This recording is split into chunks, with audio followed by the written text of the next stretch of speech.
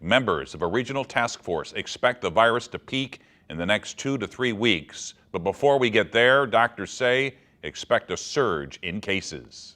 How we get through these difficult times is really dependent upon us as a community and not necessarily as a healthcare system. Again, doctors reminding us to stay at home as much as possible and continue social distancing. Dr. Garza is also thanking the dedicated healthcare workers who are sacrificing so much right now.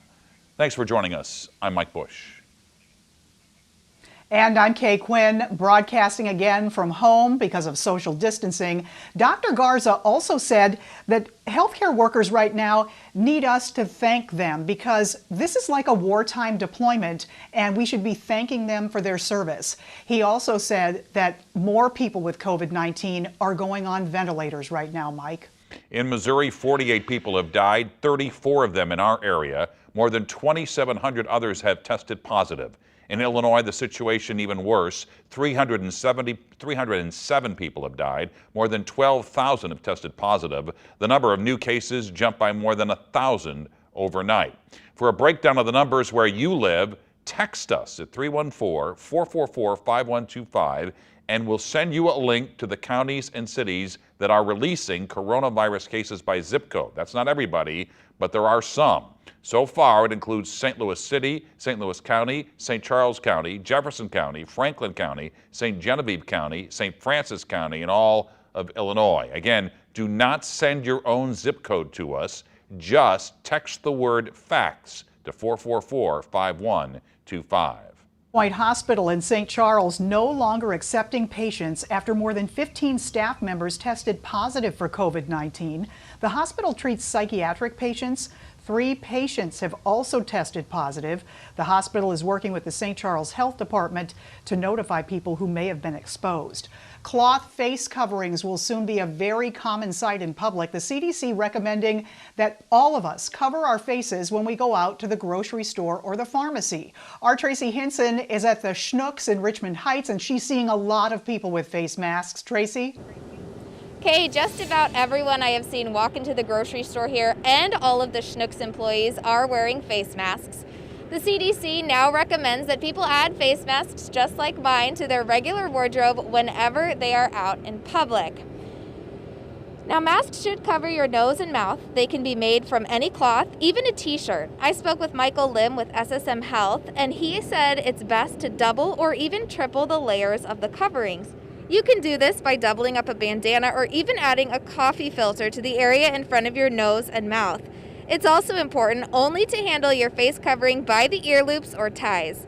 Finally, it is critical people realize these masks are not a ticket to resume life as normal again.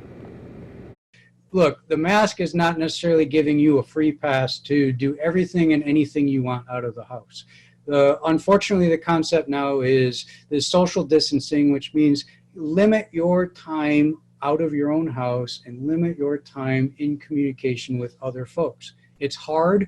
It's not fun in any way, shape, or form, but that is actually the best that every person around here can do to try to stop that spread. It is also important to be reserving medical grade masks for our doctors and our nurses and our first responders who are dealing one-on-one with those COVID-19 patients. We've posted a link to the CDC site that links to the ways to make this type of mask, as well as the no-sew options for those like myself who can't sew very well. In Richmond Heights, I'm Tracy Hinson, 5 on your side. We've been getting a lot of questions about masks in recent days, so we turned to doctors at Washington University for answers. Today's question has 2 parts. Does spraying masks with antibacterial spray increase their safety? Does doubling of masks increase effectiveness? Doctors say antibacterial sprays should not be used on masks as they are not effective against viral infections such as the one that causes COVID-19 and may degrade the quality of the mask. Wearing 2 masks at the same time is not recommended. If you have questions about the coronavirus, text them to 314-444-5125. Again, text, do not call. We'll try to answer the top 5 on the air every day. The number of coronavirus cases in the U.S. has now surpassed 10,000. The rising toll comes as the nation's infectious disease expert, Dr. Anthony Fauci, says the U.S. is struggling to get the outbreak under control.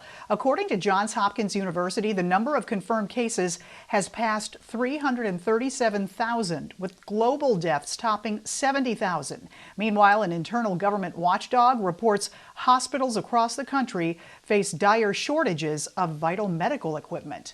When a tiger at the Bronx Zoo tested positive for COVID-19, he was the first one to do so, and that triggered a lot of concern among animal caregivers across the country, including the St. Louis Zoo.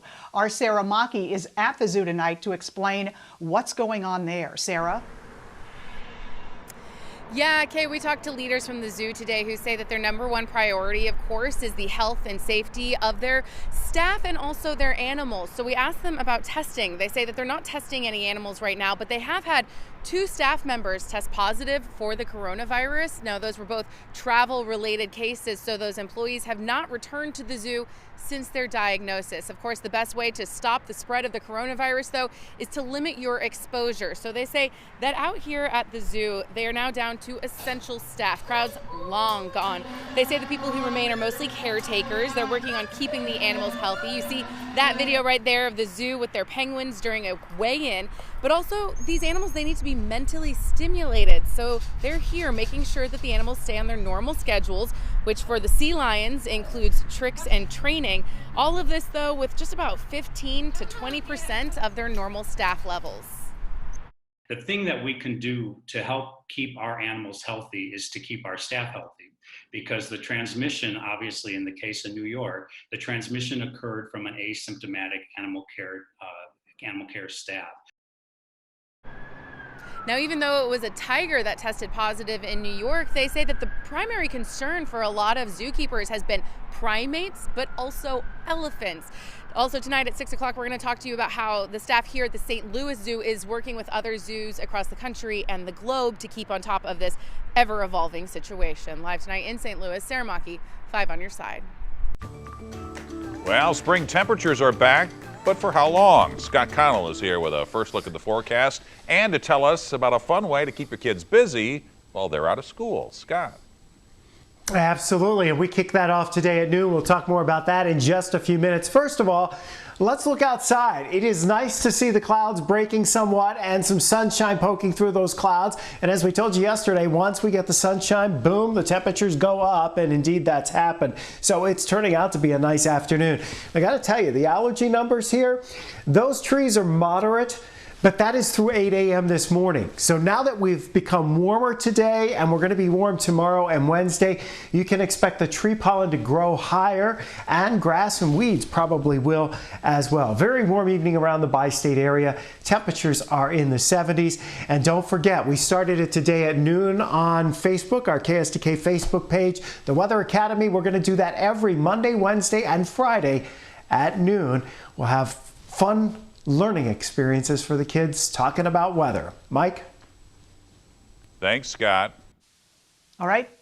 Thank you, Scott. A new project called Socks for Heroes launched today.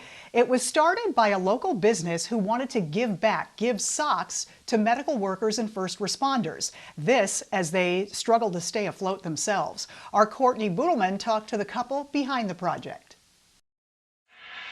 As the coronavirus outbreak continues, small businesses are facing increasingly difficult challenges. To the extent we're able to pay people right now, we're paying it out of our retirement. It's not a position Lisa and Holly Hollenbach ever thought they'd be in. They own Alpine Shop, a local outdoor retailer that's been around for more than 4 decades. The couple is doing their best to keep their business alive, including the gut-wrenching decision to let go of more than 100 employees. We furloughed them, and Holly's going to get his face all squinched up, and we're going to try not to cry about this. But, we're all about community, and that's what we've always been. Only a skeleton crew remains, making essential bike repairs. But even as Alpine Shop is struggling, the Hollenbachs are giving back to people on the front lines. One of the things that we've learned is it really helps to try to do something different, or to do something to help somebody else. And that It makes everything feel better. So they're doing something to help workers feel better. Their Socks for Heroes project is collecting donations to buy compression socks for essential workers who are spending long hours on their feet. An Alpine shop will match those sock donations, doubling their reach. Socks are love to me, when you think about, I want to do something nice for somebody who's working so hard and in danger and everything else. What do I want to do? I want to give them socks. She and Holly hope the socks will help people on the front lines stay a step ahead as we all continue to walk into the unknown. We have to gather our energy and spend it in the right places. Courtney Boodleman, 5 on your side.